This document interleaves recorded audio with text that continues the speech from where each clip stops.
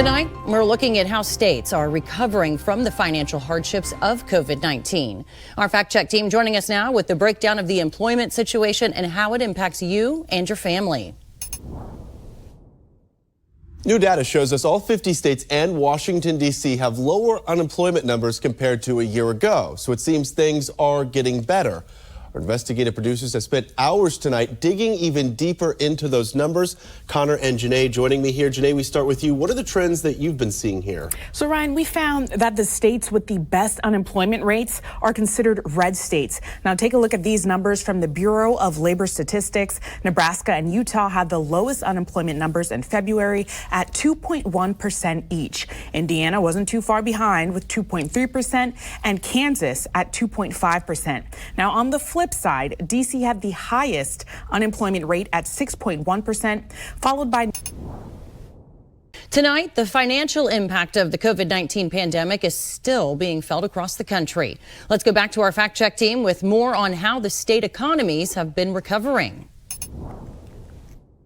We've seen some states start to bounce back from the coronavirus recession, but is that ongoing recovery long term? Our fact check team back here tonight, spending tonight investigating just how financially secure these states are. Connor, we first start with you. Tell us a little bit about what you found here tonight. Well, we know the COVID relief packages have given the states billions of dollars in flexible funds to stimulate their economies, but the reality is these funds are going to eventually run out. So did states prepare for that? Well, some did, but other states have been using their extra COVID funds to start new social programs. As an example, New York allocated $1.4 billion for childcare and $150 million for tuition assistance programs.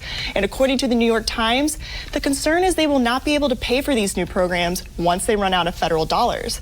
The bottom line is states are rebounding from the pandemic, but they could be looking at a serious budget problem once federal spending returns to normal. And Janae, we know inflation has been a serious roadblock for the entire nation, but tonight you look specifically at how it's impacting the economic recovery through multiple specific states. Yeah, Ryan, and as we know, the national inflation rate is at a high of 7.9%, but it's even worse depending where you live. Now, according to the Bureau of Labor Statistics, the mountain region has the worst rate at 9.7%. Now, we found inflation tends to take a bigger hit on rural Americans since they often have lower incomes than folks in the city and have to spend a larger share of their budget on day-to-day expenses and transportation. And we specifically looked at Montana, where experts say energy costs and housing are driving that high rate.